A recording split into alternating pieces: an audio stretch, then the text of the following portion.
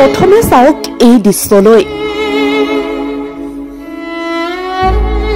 জীৱন দি হলেও বচাব বিচাৰিছে নিজৰ সপোনৰ ঘৰখন।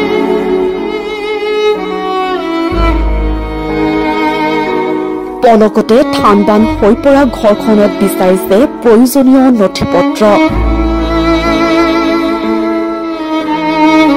মৰমৰ ঘৰখনত প্ৰশাসনৰ হাতোৰাৰ কোব পৰাত চকুত চকুলো। ৰাজ্যত অব্যাহত আছে প্ৰশাসনৰ উচ্ছেদ অভিযান। গোৱালপাৰাৰ পিছত এইবাৰ মহানগৰীৰ নাৰেংগীৰ পানীখাইটিত চলিছে প্ৰশাসনৰ বৃহৎ উচ্ছেদ অভিযান।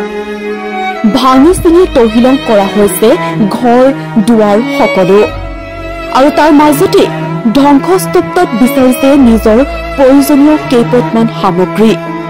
মহানগৰীৰ নাৰেংগীৰ পানীখাইটিৰ এটাৰ পিছত আনটো ঘৰত এতিয়া চলিছে প্ৰশাসনৰ বুলডজাৰ।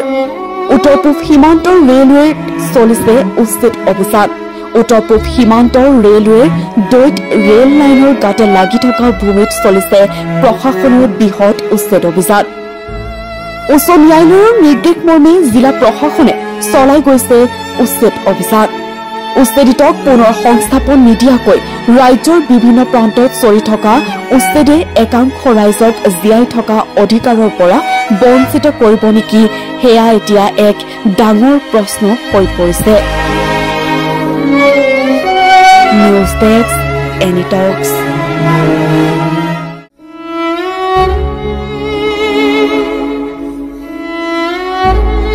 প্ৰথমে চাওক এই দৃশ্যলৈ।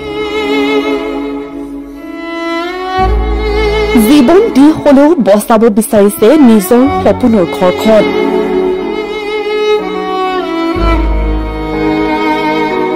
পলকতে ঠাণ্ডান হৈ পৰা ঘৰখনত বিচাৰিছে প্ৰয়োজনীয় নথিপত্ৰ।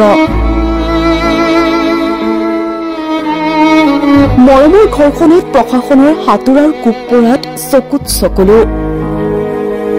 ৰাজ্যত অব্যাহত আছে প্ৰশাসনৰ উচ্ছেদ অভিযান। গোৱালপাৰাৰ পিছত এইবাৰ মহানগৰীৰ নাৰেংগীৰ পানীখাইটিত চলিছে প্ৰশাসনৰ বৃহৎ উচ্ছেদ অভিযান। ভাঙি চিঙি তহিলং কৰা হৈছে ঘৰ দুৱাৰ সকলো, আৰু তাৰ মাজতে ধ্বংসস্তূপত বিচাৰিছে নিজৰ প্ৰয়োজনীয় কেইপটমান সামগ্ৰী। মহানগৰীৰ নাৰেংগীৰ পানীখাইটিৰ এটাৰ পিছত আনটো ঘৰত এতিয়া চলিছে প্ৰশাসনৰ বুলডজাৰ।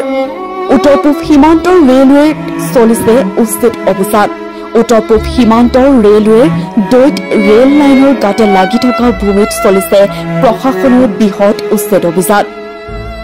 উচ্চ ন্যায়ালয়ৰ নিৰ্দেশ মৰ্মে জিলা প্ৰশাসনে চলাই গৈছে উচ্ছেদ অভিযান।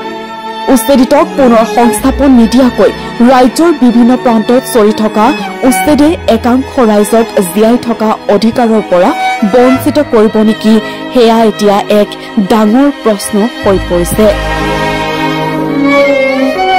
নিউজ ডেস্ক, এনি টক্স।